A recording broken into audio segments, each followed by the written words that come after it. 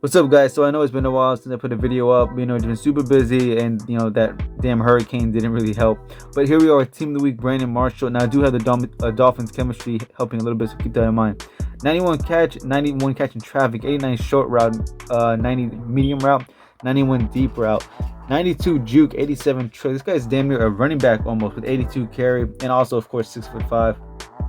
I do have a few abilities on. First of which, outside of Princess, he comes with 1 AP for the outside of Princess. That is a huge deal right now. I'm not going to be surprised if I see almost everybody have Brandon Marshall just for that reason alone. And of course, has great speed to go along with it. And I also have Deep in Elite also equipped as well for 3 AP, I believe is what it was, which should also come in handy. Now, my first game with him was crazy. Okay, my first game, I've mentioned plenty of times, right? I've mentioned plenty of times whenever I think of all the offensive players, I feel, oh yeah, also I do have the double me X Factor equipped as well. I do feel that whenever I try to review a wide receiver, that is probably the most difficult position to review, only because, for example, for me personally, if I'm reviewing a receiver, I just want to throw to him as many times as I can, see what he can do. But as long as you're playing a decent player or better, okay, it's not going to take long to figure out, what I'm trying to do. And they'll just use that receiver, and basically it's impossible to throw to him again, and then I got to, play normally, which is, I'm not complaining about that. I'm just saying, I like to speed things up. So that's why in this video at first I'm just showing my first game with him right here. First play right to him. That speed shows, man. The user was on him. He knew what was coming. He still couldn't keep up, and that's what I love to see. So, and then right there, I got too greedy. I don't know why. I saw the user there, and that's what I mean. I get tunnel vision. I just want to throw that receiver. It's only going to work so many times before you guys start spreading the ball around. He did not have to celebrate like that. That has really made it personal when he did that. But here's another pass to him across the middle. High point the ball, jumped over the user. I knew at that point it was going to be a fun game with him.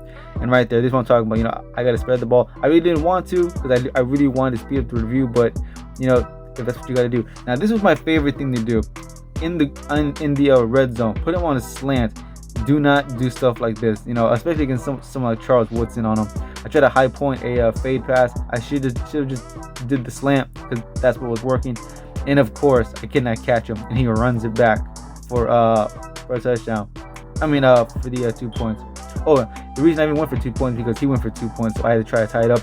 Now this right here, I guess he thought he was still in the end zone and tried to take a knee. Instead, he tries to slide down without knowing I guess he had already crossed the line, so that turned into a safety.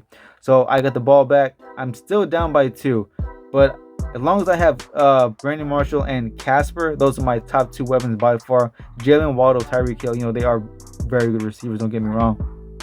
But anyways, I remember when I was reviewing Fitzgerald, and that guy was awesome, especially with the aggressive catch. I'll tell you right now, Brandon Marshall had some nice catches in traffic. Trust me, and you will see them. But it's just not as consistent for whatever reason, because he is taller than Fitzgerald. I don't know.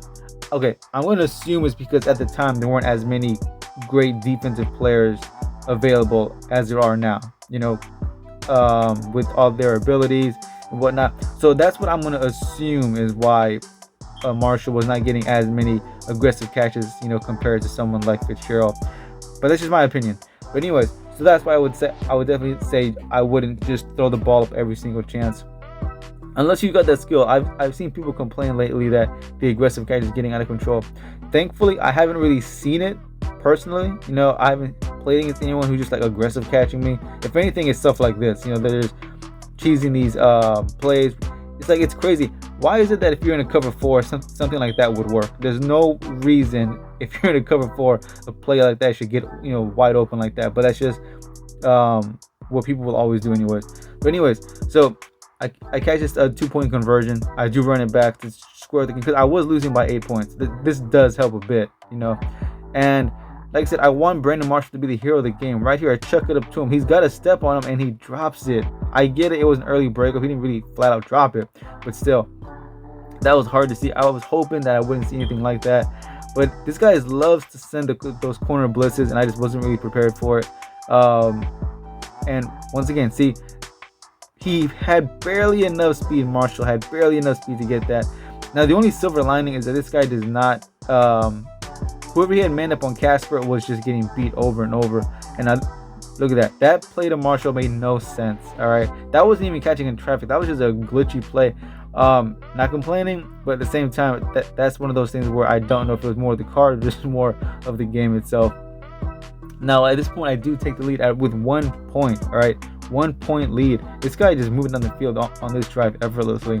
I did stop him to a field goal, but now he retakes the lead. So now I'm down by 2. All right, and like I said, I want Brandon Marshall to be the hero of the game, but at the same time, I'm not going to just throw the game. And when I threw that pass, I realized that I had square wide open. That could have been a touchdown, but I didn't see it. You see what I'm saying? Look at that, Casper. Yo, how is that not pass interference? My guy got tackled to the ground. But like I said, he just kept leaving Casper open, or not open, but on that man-to-man. I was not gonna ignore that. All right. So at this point, I'm down by I'm up by 5. He's got 1:30. He's got all his timeouts. It's time to lock up. You know, he just keeps throwing these under routes, which is fine. I get, I would do the same. There's no need to get greedy. But on this play right here, we get a nice sack by Chase Young. Pushes him back to a 4th and 11, 24 seconds. He still got the timeouts, but he got a little greedy over the top. Eric Rowe comes down with the interception. So after that, he did pause the game and quit. And because I was so excited to have Marshall on my team, I wanted to play a few more games with him before I uploaded the video. So I did play, I believe it was like 2 or 3 more games with him. Now here's the thing, and I mentioned before, I really thought he was gonna be like a step up above Fitzgerald as far as the aggressive catches. I just didn't see it. He had a few aggressive catches, but just not on the level as Fitzgerald. To be fair, there are guys out there who allegedly are really good at that stuff, like usering the pass, or I forgot what it was called before. But anyways, you know what I'm talking about. The guys who can just like throw the ball perfectly to where their guy can just jump up and just take it. But I was relying more on his speed and his separation with route running. Like this right here. Okay, no, actually, no. This is what I'm talking about. This right here was more EA than Marshall. Look at that. I threw it in quadruple coverage, and it just happened to bounce in his hand. That was more EA than it was Marshall. This right here was one of the few aggressive catches that he actually came down with. But like I was saying, it's the slants that gave me the most success. It was, beating the press, having that speed to get that just enough step to beat the corner. Now that right there, I did notice that a few times too. He will fall forward most of the time, with that trucking and whatnot, for an extra 1 or 2 yards or so. And the thing is, he is going for at the moment, he's going for between 650 and 730,000. That is a lot.